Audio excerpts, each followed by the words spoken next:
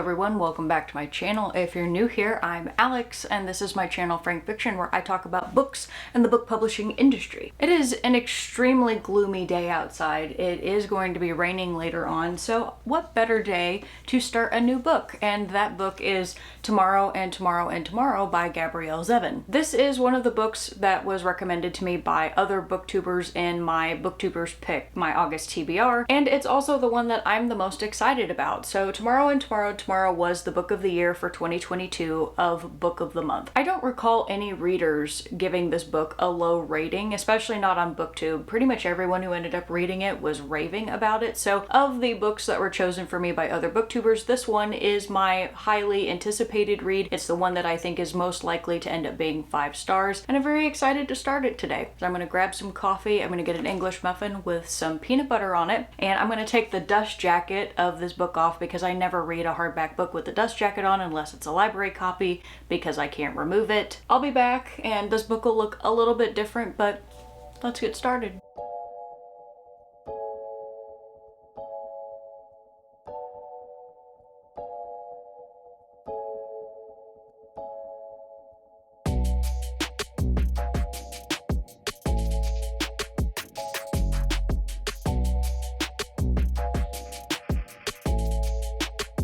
So I realized when I was making my breakfast this morning that I completely forgot something. And that was to tell you what the heck this book's about. My cursory understanding of what the story is about is it's about 2 people who end up meeting on a college campus and they end up going into video game development together. The book is not about the development of the video game, it's about their lives and their relationships to one another, because the very short blurb at the top of the book describes it as 2 people who are often in love but never lovers. I think it's going to be a very character-driven novel. I think we're going to get to learn a lot about each person, which is something that I really enjoy. I know that Haley ended up saying in her vlog that she felt like it goes into basically every detail of their life, and about, I think she said halfway through the book, it kind of becomes a totally different story. So I'm really curious to see what is going to happen, and I'm really looking forward to just diving right in, as well as diving into my English muffin because they're delicious.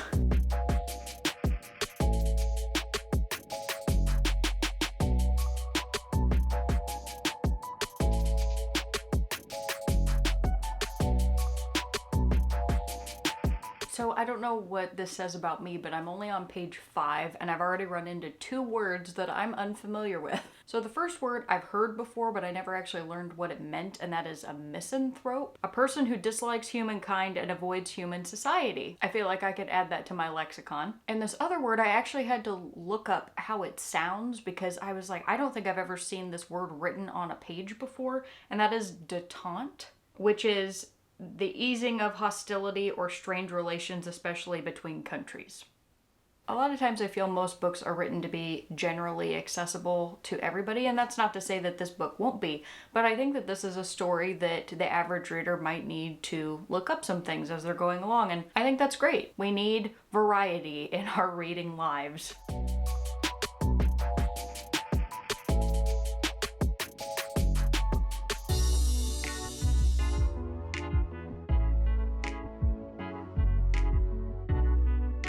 Alright, so it's early the next day and I am officially through the first section of Tomorrow and Tomorrow and Tomorrow, which places me at page... what page is it? Oh my god. I'm on page 63. Initial thoughts now that I'm kind of into the story. This is amazing.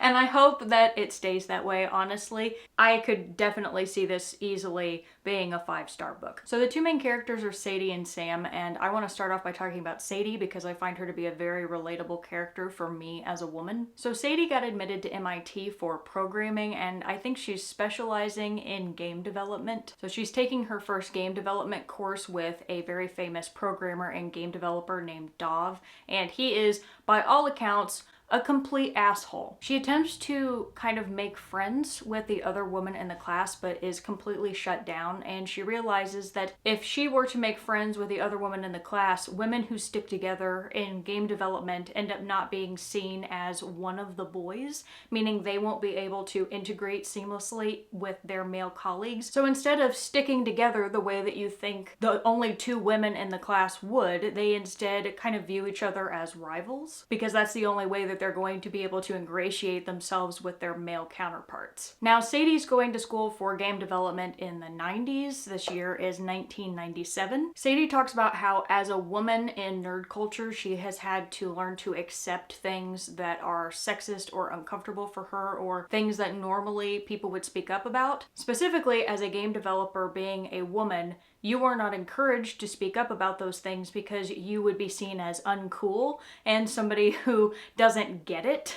Because her professor Dov, for example, talks about how you have to create a game that's for your audience, not for you. So if your audience is a bunch of horny men, you essentially need to make a game that panders to them by having overly sexualized women. And she doesn't enjoy that, and honestly, I wouldn't either. And I imagine that quite a few people who read this book might not be gamers. You know, you might be reading about game development and not really care about video games. Me, I play video games. So all of the games that they're referencing in here are either games that I played or I know about. So I get the references of what she's talking about when she says that women have been overly sexualized. I find Sadie relatable not because I am a software developer, but because I am a woman who exists in traditionally male-dominated nerdy circles. I play video games, I've played Magic the Gathering, I grew up absolutely loving Pokemon, I had the largest Pokemon card collection of anybody that I knew, and there is a sense of otherness, and I personally have felt that pressure that Sadie has of being around a group of men, being the only woman, and somebody saying something that I go, ooh, internally, but externally I have to laugh along with it and be like, haha, yeah, because what are you gonna do? You end up being really uncool if you end up saying anything against them. Especially in like my early teen years, I was really excited to have male friends because I grew up only having female friends, so when I got to kind of be more entrenched in the nerd culture, I wanted to be accepted. I wanted to be seen as one of the boys. Now, if somebody were to say something to me that was very uncouth, I can pretty much guarantee that I would either say something to them and say, hey, I don't agree with you, here's why. Or I would distance myself from that person because I would recognize that they're not the type of person that I want to be around. But when you're a young individual, which she is, she's an undergrad in college, she doesn't know how to speak up for herself, and I completely understand where she's coming from. Now, I know I've been talking forever, and I'm, like I said, only 63 pages into the book, so I'm only briefly going to talk about Sam, but this is extremely important. I have a deep appreciation for authors who are able to reveal intimate details about characters slowly and deliberately. I think a lot of writers have a tendency when they are introducing a character to just dump all of the information about them at once. So that could be their race, their sexual orientation, if they have some sort of disability, everything about their personality, so we can just get all of the information out there and you know exactly who you're dealing with and you have this picture of this character in your mind. Which is fine, that's not to say that there's anything wrong with that, but much rarer are authors who reveal details slowly. So with Sam, first detail that you learn about him is that he later changes his last name to Mazer from Mosser because he didn't want to sound like a nice Jewish boy. I was like, okay, so that's the main detail that we're getting about him right now. His family is Jewish, or at least his name sounds Jewish, so he's probably this nice, shy, white kid based off of these initial descriptors that we're getting. Well, later on, when it shows how Sam and Sadie met as children, it is revealed very subtly that Sam has grandparents that are Korean and they own a pizza shop in K-Town in LA. So we know that he's either fully Korean or partially Korean, but we don't know which, and that detail gets revealed later. Well, when they first meet each other as children, we learn that Sam was in a really horrible car accident where his foot got completely crushed and he has about 27 broken bones in his foot, and he has to have all of these surgeries to try to reconstruct and save his appendage, otherwise his foot is going to have to be amputated. Well, again, after all of that has been set up, we learn later that 6 years down the line that injury has carried with him and he has a cane. He's disabled.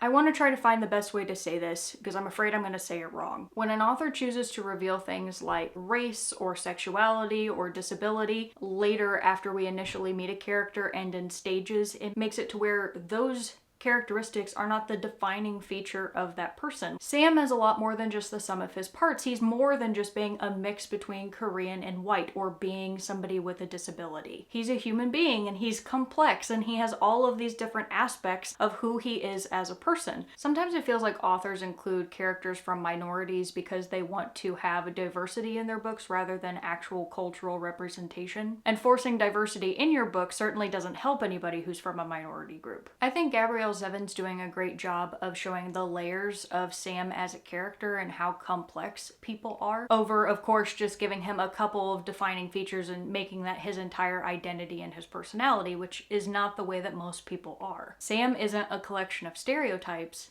he's Sam. And maybe I'm not the best person to be talking about this because I'm white and able-bodied, but I hope at the very least my intention comes across as pure, as I wouldn't want it to be any other way. I'm really excited to be continuing this story, and I look forward to updating you very soon.